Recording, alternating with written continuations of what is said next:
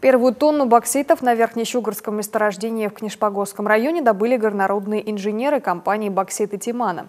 Она входит в корпорацию «Русал». От разработки до промышленного производства прошел всего год. В добывающей отрасли такой переход считается очень быстрым. Сумма инвестиций в производство – 3 миллиарда рублей. Промышленники уже объявили общие запасы руды – 65 миллионов тонн. По предварительным подсчетам баланса хватит на 20 лет добычи. Максим Васильев побывал на месте.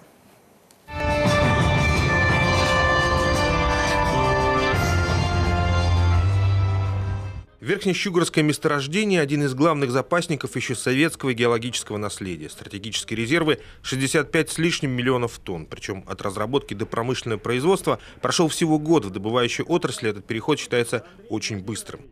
Было дано слово. Это слово выполнено. Сегодня карьер запущен в эксплуатацию. Это уникальное действительно на сегодняшний день сооружение, которое позволит нам в ближайшей перспективе добыть еще 53 миллиона тонн очень качественного и очень ценного боксита.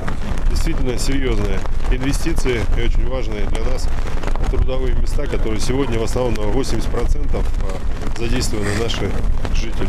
Бокситы – основа всей алюминиевой промышленности страны. В мировой металлургии этот красный, очень похожий на марсианский камень, незаменим для выплавки алюминия и получения огнеупорных глиноземов. Запуск такого карьера – это очень яркая демонстрация востребованности нашей минерально-сырьевой базы. Я чрезвычайно рад, что сегодняшний день дал мне повод задуматься над все-таки перспективами поисков новых месторождений боксита в Российской Федерации.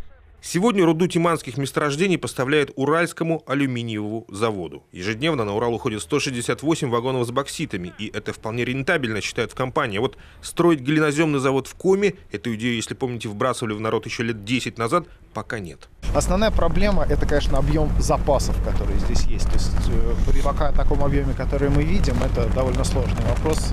Но мы будем о нем думать, будем заниматься. Ежедневный объем добычи от 7 до 11 тысяч тонн. С разработкой нового месторождения аппетиты будут только расти, а значит, нужны будут новые рабочие руки из местных. В компании уже пообещали контингент вахтовиков увеличить до 1000 человек. Максим Васильев, Павел Фетисов, телеканал Юрган, Книшпогосский район.